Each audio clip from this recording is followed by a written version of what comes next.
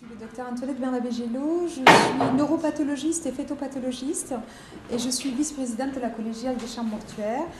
Jean-Yves, lui, est le responsable du groupe de réflexion sur les chambres mortuaires au niveau de l'espace éthique et cela ne vous étonnera pas, il est responsable de la communication au sein de la collégiale. Je dis ça ne vous étonnera pas parce que vous verrez avec quelle facilité.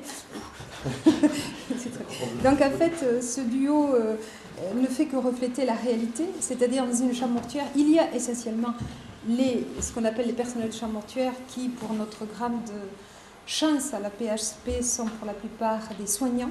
Et ça, ce n'est pas un hasard, ça c'est quelque chose qui vient de loin et que tu as ramené de loin. Mais il y a aussi des médecins. La coordination n'est pas toujours optimale, mais on y travaille. En fait, on va essayer. Voilà. Et donc, Jean-Yves, tu es à l'origine de la charte, donc à toi. Donc moi, je souhaiterais, concernant la charte, bon, je ne vais pas vous lire les 8 articles qui ont été remodelés par rapport à l'ancienne charte, par rapport à la notion de la personne, à respecter au niveau de l'article 3, à respecter le défunt dans sa personne, sa dignité, ses droits et les volontés qu'il a exprimées. Depuis un certain nombre d'années, il y a une réflexion qui a été évidemment largement développée au sein de l'espace éthique, aussi au niveau du centre de formation continue du personnel hospitalier. Et ce que nous défendons depuis plusieurs années, c'est que la personne morte est toujours une personne. Ça, c'est quelque chose qui est fondamental dans la relation justement avec la personne décédée et dans cette notion, je dirais, qui est quasi habituelle, dans cette notion de principe de sens. Certes, la personne ne parle plus, ne se défend plus par essence, bien évidemment, mais par la présence de son corps en chambre mortuaire, par le récit souvent de l'histoire de sa vie ou l'histoire de sa maladie par les proches et par les familles, et puis par les notions aussi liées à la souffrance, puisque la chambre mortuaire, vous le savez, vous en doutez bien, est quand même un endroit tout à fait, ou un espace tout à fait privilégié pour que l'expression des rites, qu'ils soient profanes ou religieux, puisse effectivement se faire dans les meilleures conditions. On ne peut pas avoir une autre situation à l'égard de la personne décédée, la considérer comme une personne. Et ça, c'est quelque chose qui est fondamental parce que nous sommes certes issus des services d'hospitalisation, et c'est notre vœu et notre choix de travailler auprès de la personne des défuntes, auprès de l'autorité médicale et bien évidemment au niveau des familles, mais que ce en quoi les personnes qui travaillent dans les chambres mortuaires sont des personnes qui, sans parler de corporatisme, font preuve de peu d'absentéisme. Et les gens qui travaillent en chambre mortuaire, je ne dirais pas qu'on rentre en chambre mortuaire comme en religion, mais ils font pratiquement toute leur je dirais, carrière en chambre mortuaire. Et notre travail, et pour autant, n'est pas plus difficile que nos collègues en salle, mais que c'est quelque chose qui est extrêmement enrichissant, puisqu'on est évidemment au plus près de l'humain, si je puis dire, et c'est quelque chose qui est tout à fait passionnant. Alors, on a évidemment des réflexes quand on travaille en salle, c'est-à-dire que quand on va présenter une personne défunte dans un salon de présentation ou dans un salon de départ au convoi, on va frapper à la porte. Et c'est vrai que ces gestes sont tout à fait importants parce que pour les familles, elles ont compris par ces différents gestes que pour nous, c'est toujours une personne et qu'on est dans une situation, bien évidemment, d'équilibre, même si on se situe aux frontières du soin, mais on est toujours dans le soin. Et ça, c'est tout à fait important. Et bien souvent, je dis que la mort est un lieu de vie, ce qui est tout à fait notre réalité, puisque c'est effectivement l'expression, je dirais, de toute notre humanité, et qu'il est tout à fait essentiel d'apporter aux familles une relation qui est évidemment très importante, et puis d'offrir au niveau de tous les usagers, de toutes les familles, un endroit qui soit tout à fait essentiel pour l'expression des rites et des religions. Souvent, je dis que c'est un endroit qui est un lieu de réparation. Et notre maître mot, c'est un petit peu la situation de médiation. Déjà, médiation entre la sphère publique qui représente l'hôpital et la sphère privée qui représente la cité, avec le monde du funéraire et le monde du judiciaire, et qu'on a parfois cette situation très particulière de médiateur entre la famille et la personne défunte. Dans le droit français, comme vous le savez, le corps est réduit à un cadavre, sans quoi les choses évolueront très probablement, mais quand quelqu'un vient nous voir, va venir voir son papa, sa maman ou son enfant, il va venir, je viens voir mon père, telle personne. Et ça, c'est tout à fait essentiel de pouvoir, le témoigner. Autre situation, nous avons aussi des obligations vis-à-vis des collègues qui ont fait, sans rentrer dans une situation d'idéalisation, mais par rapport à nos collègues en salle, on sait très bien que si on n'est pas au clair dans leur relation à l'autre, dans l'accueil des familles et dans leur relation avec le corps, tout ce qui aura été fait, je dirais ce qu'on peut estimer tout à fait normalement de correct à l'égard effectivement de l'hospitalisation, prendra effectivement une situation très difficile. Donc on est toujours dans une situation de médiation entre, encore une fois, la famille, la cité, l'institution qui nous emploie. Et c'est vrai que ça fait un certain nombre d'années, puisque ça fait 30 ans que je travaille au sein des chambres mortuaires à l'assistance publique, et j'ai une formation d'infirmier à la base. Ces situations sont tout à fait particulières, encore une fois, dans ce que l'on peut apporter en termes de sens dans ces situations tout à fait exceptionnelles parfois. Je te laisse, parce que sinon je vais partir. Vous avez dit que c'est pas par hasard qu'il était responsable de la communication.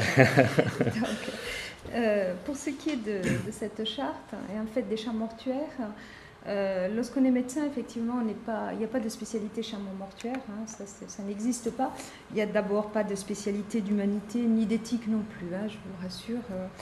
Donc effectivement, pour nous, la chambre mortuaire est un lieu qui était clos, qui était impénétrable en fait, et de toute façon dont il valait mieux ne pas s'approcher parce que ça voulait dire que notre patient était mort, et puis de toute façon c'était quand même pas un lieu où il faut aller quand on veut de la promotion et gagner des échelons à l'hôpital. Ça c'est pas comme ça. Au-delà de ça, en tant que médecin en soi, il est vrai que lorsqu'on perd un patient, puisque j'ai été clinicienne avant d'être dans les laboratoires, il y a ce rideau de fer qui se ferme, c'est un rideau noir, et on ne sait pas ce qu'il devient. Et en fait, on a quand même établi des liens avec lui. On l'a accompagné parfois, quand on a eu la chance de le faire, on a pu l'accompagner dans ses derniers moments. Et ensuite c'est l'absurdité, parce que c'est le vide, c'est le silence, c'est le froid de la mort, mais c'est aussi un silence assourdissant. Et il est vrai qu'en tant que médecin, moi j'ai eu la chance, a posteriori c'est une chance, de voir entrer dans le monde de la mort. Et là on découvre que tout ce qui était blanc dans la vie est noir là, mais vice versa aussi. Je veux dire par là que tout le soin qu'on a à prendre soin du malade, du vivant, n'existe plus, est complètement annihilé. Moi je suis arrivée dans les chambres mortuaires en 1996. C'était un autre hôpital que celui de Jean-Yves, c'était un hôpital pédiatrique, et je dois dire que j'ai été effrayée, épouvantée par cette rupture. Cette rupture où on passait d'une vie à non pas une mort, mais une non-vie, c'est-à-dire plus rien n'avait de sens. L'humain n'avait plus de sens, le corps n'avait plus de sens, le soin n'avait plus de sens. Et il est vrai que cette rupture-là est excessivement difficile à vivre, et c'est un monde dans lequel on pénètre qui est d'une grande violence. Pas uniquement pour les patients décédés, mais aussi pour les personnes qui y travaillent. Et quelque part, l'impulsion de Jean-Yves, qu'ensuite j'ai eu la chance de croiser sur mon chemin, finalement, c'est d'abord une impulsion de survie pour les vivants de la chambre mortuaire. C'est-à-dire que si on veut continuer à vivre, on est obligé de trouver un sens à ce qu'on fait, et donc un sens à la mort et au corps dont on s'occupe. Et ça, c'est d'abord un travail sur soi, comme tout chemin qu'on a, et c'est avant tout, effectivement, l'humanité de l'autre, on ne la trouve que si on a trouvé la sienne. Et c'est un cheminement qui est rendu tellement plus gratifiant et tellement plus vrai, et tellement plus profond dans les chambres mortuaires, parce que dans les chambres mortuaires, nous sommes face à nous. Et face à l'autre qui est décédé, certes, mais qui est fragile, qui est complètement à notre, comment dire, on peut faire ce qu'on veut à un mort. Il ne dira rien. Et on ne nous dira rien parce qu'il est déjà mort. Quel compte à rendre? Quel compte à rendre si ce n'est à soi?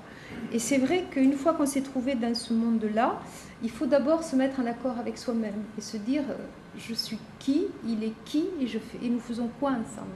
Et après nous trouvons, petit à petit, moi j'ai mis très longtemps, mais en fait on se rend compte que c'est un lieu quasiment sacré dans le sens où c'est un lieu de passage aussi, c'est un lieu de transition entre ce qui était vivant, ce qui est mort, ce qu'on voit, ce qu'on ne verra plus, entre finalement la vie ensemble et le souvenir. Et c'est un lieu excessivement important et on est vraiment dans le ici et maintenant. C'est-à-dire c'est ici et maintenant que c'est important, c'est ici et maintenant que c'est précieux. Et nous, on est au centre de ça. Et si cette famille qui est en train de vivre ces moments-là, on ne lui fait pas comprendre que c'est le ici et maintenant et que c'est là qu'elle est en train de mettre en place les fondations de ce qu'elle vivra tout le reste de sa vie, alors on a tout raté. Et nous sommes tributaires de ce trésor-là, en fait, qui sont des trésors renouvelés à chaque décès. Et nous nous devons de connaître cette valeur et de justement aider les familles à la percevoir, à le voir, à le prendre, et que quand ils seront séparés du corps de leurs proches, à ce moment-là, eux, ils puissent continuer à vivre. Et le proche puisse finalement reposer en paix. Je pense que c'est ça aussi. C'est que quand chacun, comme disait Jean-Yves, a dit à l'autre ce qu'il devait lui dire. Et il devait lui dire aussi en présence, il devait lui dire aussi en échange. Et le vrai adieu, très certainement, se fait en chambre mortuaire pour peu que nous, on soit parvenus à créer le contexte qui le permette. Voilà. Tu voulais rajouter quelque chose? Non, moi, je voulais juste... vous n'avez pas la charte sous les yeux? Si. Et en fait, ce qui est important, parce que les mots écrits en gras, c'est la finalisation, c'est une charte de chambre mortuaire, c'est donc une charte qui parle de la mort, qui parle des autopsies, qui parle de choses qui sont dures et violentes. Donc, si on prend les mots en gras, assumer ses responsabilités, appliquer les principes et les valeurs éthiques, respecter le défunt dans sa personne, témoigner à l'enfant mort-né et à ses parents une considération, favoriser l'accueil des familles, préserver les principes d'humanité, prendre en considération, tenir à disposition. En fait, c'est un lieu où on offre, on donne, évidemment on reçoit, mais la chambre mortuaire telle que nous, on voudrait la voir et telle qu'elle devrait être en tant que soin, c'est ça. C'est un lieu où on donne, et ça, on donne du soin, en fait. Et le soin se fait à tous les niveaux, au niveau, effectivement, citoyen, assumer ses responsabilités, au niveau soignant, au niveau humain. On parlera après des autopsies, puisque je suis médecin, je ne pourrais pas m'en empêcher.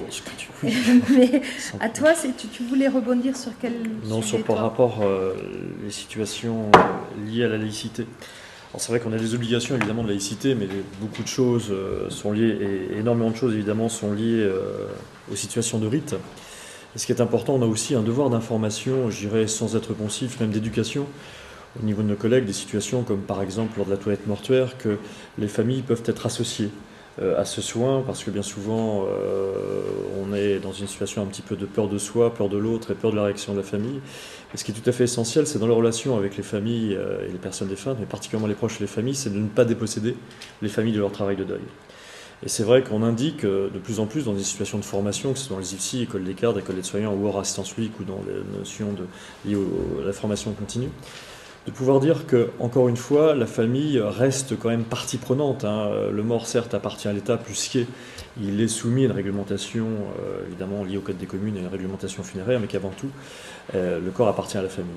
Et ce qui est tout à fait essentiel, c'est de pouvoir permettre les choses au niveau des personnes qui le souhaitent. La notion de parfum est tout à fait essentielle.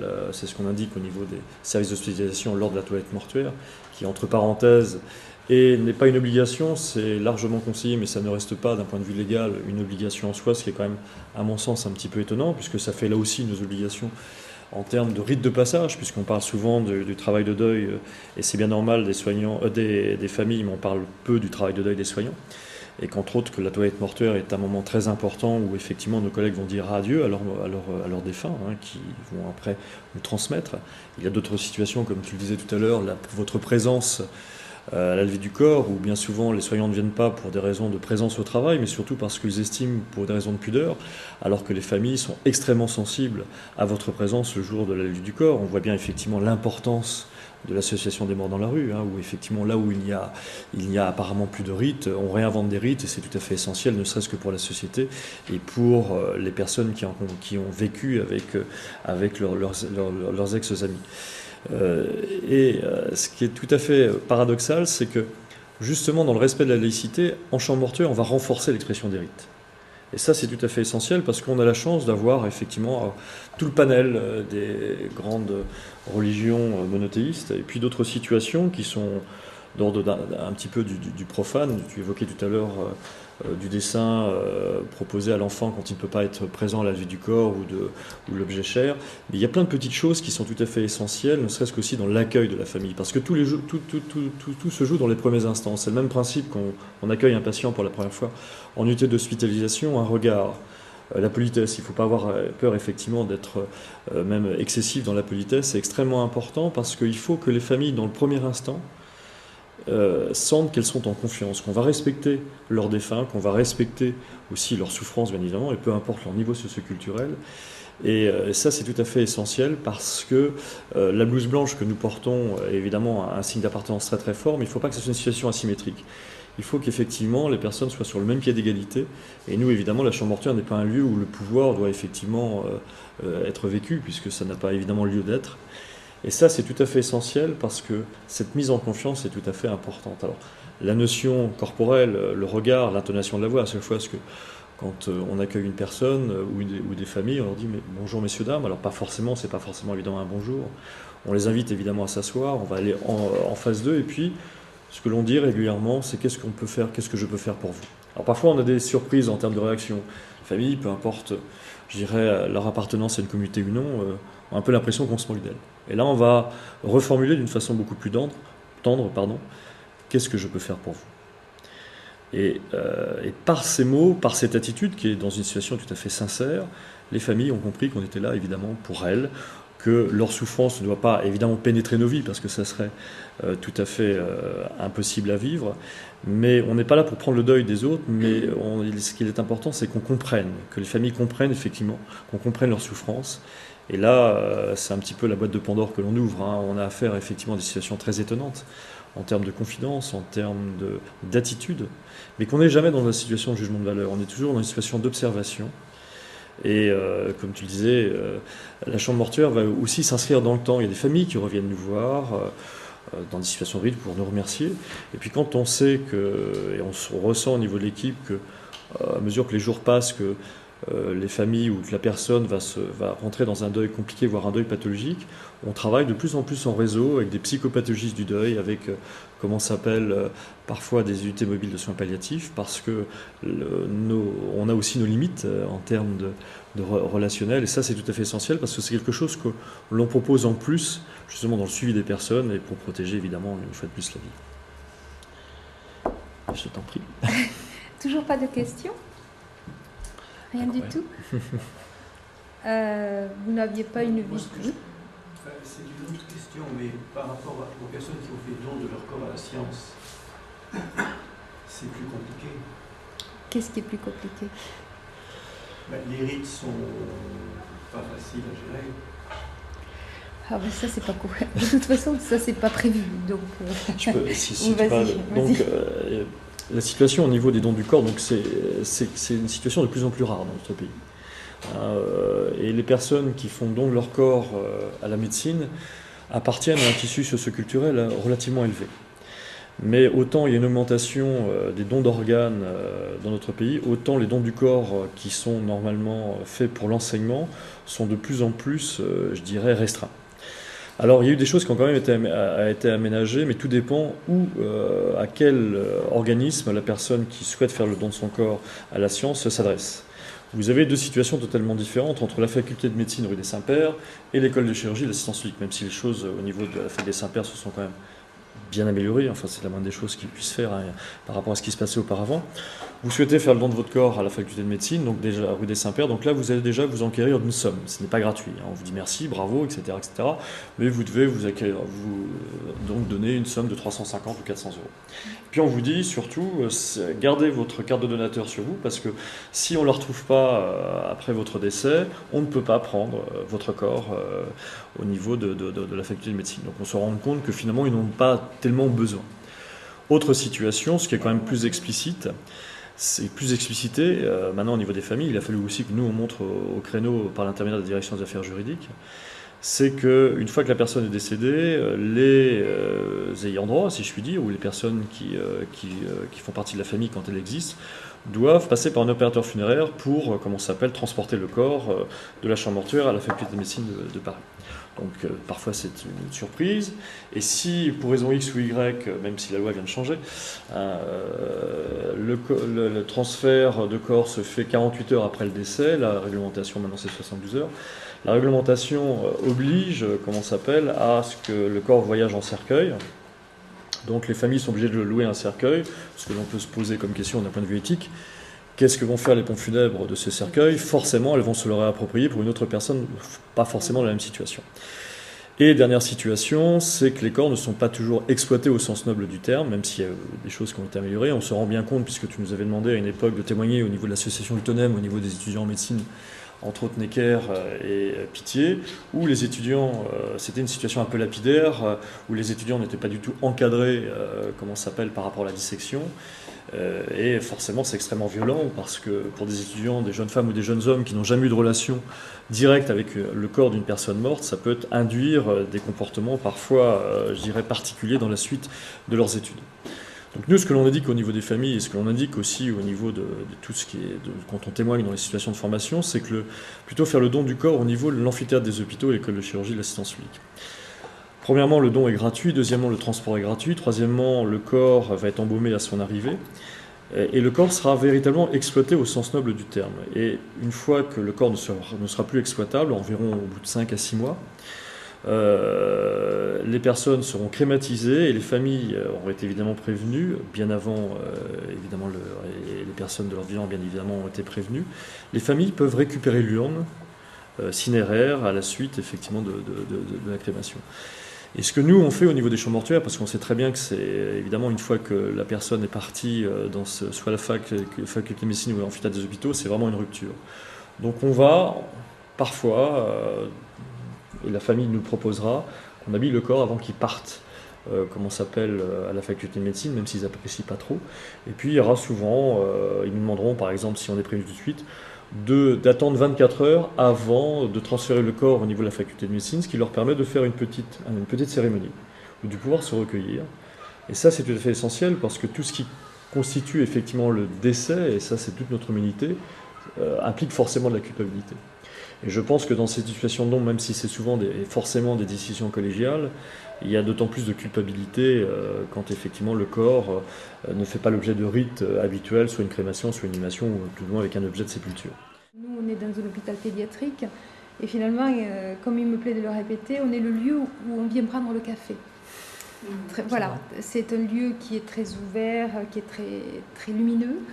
Et on a de nombreux soignants, lorsqu'ils viennent nous amener les corps des enfants ou des morts-nés, en fait, s'arrêtent. Il y a toujours un café chaud. Et le café chaud, il est normalement pour les familles, hein, mais les soignants s'arrêtent aussi. Et ça les apaise. Ça les apaise parce que, comme on disait, effectivement, les cliniciens sont beaucoup plus tranquilles et beaucoup moins dans la douleur. Quand ils ont perdu un de leurs patients, on sait où il va. On voit ça au niveau des autopsies. Paradoxalement, quand ils savent comment vont se faire les autopsies et que les personnes vont en prendre soin, la demande d'autopsie aux familles est beaucoup plus facilement formulée et on est beaucoup plus dans la transparence en fait. Et c'est une continuité qui est nécessaire à tout le monde parce que c'est vrai qu'il est primordial. Bon, on parlait beaucoup de la famille.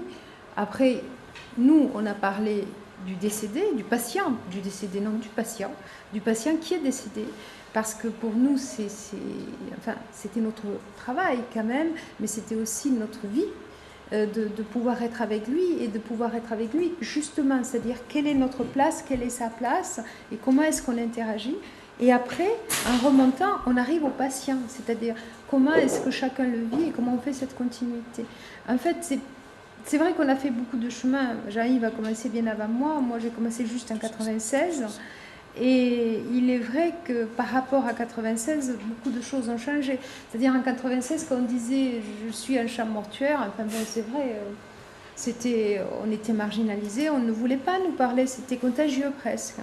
Et moi, en tant que médecin, quand je disais que je faisais des autopsies, bon, il y avait toujours le rire totalement idiot qui va nous montrer tes photos de vacances. Enfin bon, c'était ça. Ou alors, comment peux-tu faire ça? Voilà. Ben oui, je fais parce que je suis médecin, quoi, et que c'est aussi mon soin à moi d'aller voir.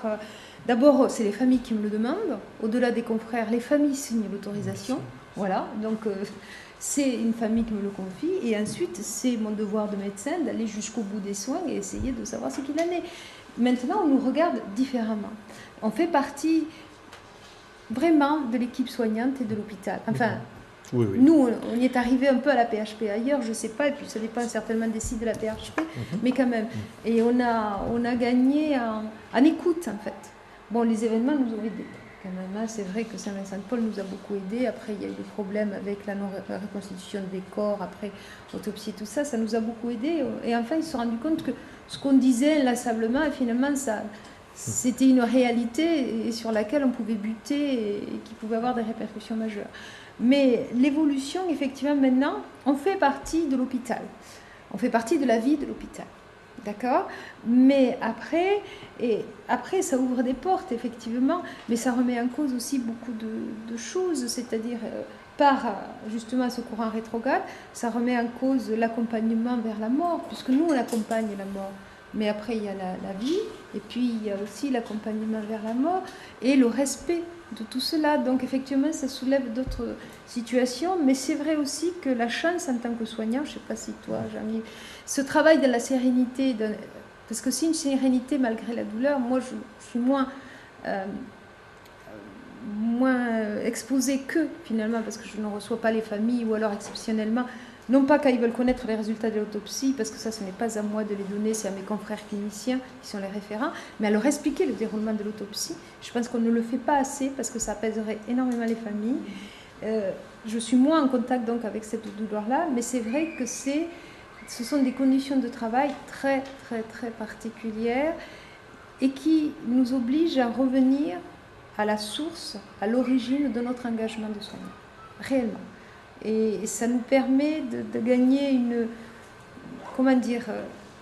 profondeur et une réalité dans nos rapports avec les patients qu'on a la chance de pouvoir avoir là. Oui, je ne sais pas si on peut toujours l'avoir dans le quotidien de la vie, que j'ai connu aussi.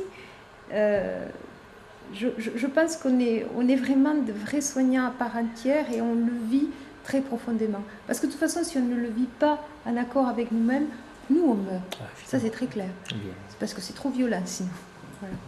Ce qui est juste une toute petite chose, ce qui est d'autant plus important sans être redondant et très rapidement, c'est de proposer, c'est ce qui est fait de plus en plus comme terrain de stage, et peu importe la qualité des personnes qui souhaitent nous rencontrer, que la chambre mortuaire soit un terrain de stage non pas obligatoire, mais à proposer au niveau des étudiants en soins infirmiers, au niveau des étudiants en médecine. Il y avait un projet qui avait été lancé avec le président du CCM il y a 2 ans, donc on n'a pas repris pour des raisons diverses et variées, mais qui n'est pas pour autant abandonné. C'est qu'effectivement c'est un véritable lieu de stage où on apprend, il y a tout l'environnement technique par rapport à la médecine, parce que c'est vrai qu'en tant qu'infirmier diplômé d'État, j'ai eu la chance de continuer à apprendre par rapport aux autopsies, par rapport à l'anatomie, par rapport aux pathologies. Et puis, pour accueillir depuis maintenant une bonne douzaine d'années des stagiaires régulièrement, essentiellement aides-soignants ici, là on a une stagiaire Art Déco qui fait un stage d'une 15aine de jours chez nous par rapport à une mission qu'elle a choisie dans le cadre de ses études. C'est un terrain qui effectivement n'est pas si difficile à aborder au niveau de nos collègues étudiants en soins infirmiers. On a eu le cas au mois de juin, juillet, août, septembre. On a eu 11 étudiants en soins infirmiers de 2e année qui ont fait 1 mois de stage à chaque fois chez nous. Et ça a bouleversé beaucoup de choses dans leur façon de voir le soin et la relation à l'autre. Et je pense que ce qui est important, nous, c'est la chance que nous avons, c'est que d'une part, on sait qu'on est mortel et c'est pas pour autant mortifère. Et deuxième situation, on n'a plus peur. On a certainement moins peur de l'autre, où on sait que dans notre société, le maître mot, c'est effectivement la peur, pour les raisons que chacun connaît. Et ça, c'est tout à fait important, parce que ça nous confère justement une relation à l'autre, que ce soit dans le travail, avec l'équipe, vis-à-vis des personnes, des familles endeuillées, dans le tissu associatif, et par rapport à nos familles, on apprend effectivement à respecter. Et ça, c'est tout à fait essentiel, parce que c'est ça le véritable équilibre. Et qu'on apprend effectivement à aimer les gens. Et le mot n'est pas plus fort, n'est pas trop fort. Moi, je ne me suis jamais autorisé de pleurer en présence d'une famille. Et Dieu sait que j'ai chialé, et tant mieux. Quand j'étais à Necker, les choses qui à chaque fois me remuaient, me continuent de me remuer, c'est toute forme de maltraitance. Par rapport à la personne âgée, ou par rapport aux enfants. Quand on avait des enfants qui décédaient dans une situation d'infanticide, quand je rentrais avant que ma femme rentre avant les enfants, je pleurais comme un gamin. Et qu'est-ce que ça fait du bien, parce qu'on se rend compte qu'on a toujours un cœur.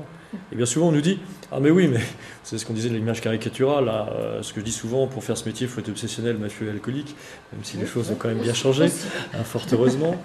Mais on nous dit parfois « Vous êtes habitué à la mort ?» Absolument pas. Bien sûr qu'on n'est pas habitué à la mort. Heureusement, je veux dire, bon, après, il y a des notions, il y a d'autres formations autodidactes extrêmement importantes. Hein. On va s'approprier, je dirais, un discours au niveau aussi des représentants de culte, et puis toute la recherche philosophique que l'on a, et ça, c'est une démarche autodidacte qui est fondamentale dans l'évolution, et pour justement continuer à faciliter l'accueil au niveau des familles que nous recevons, hein, tout à fait important.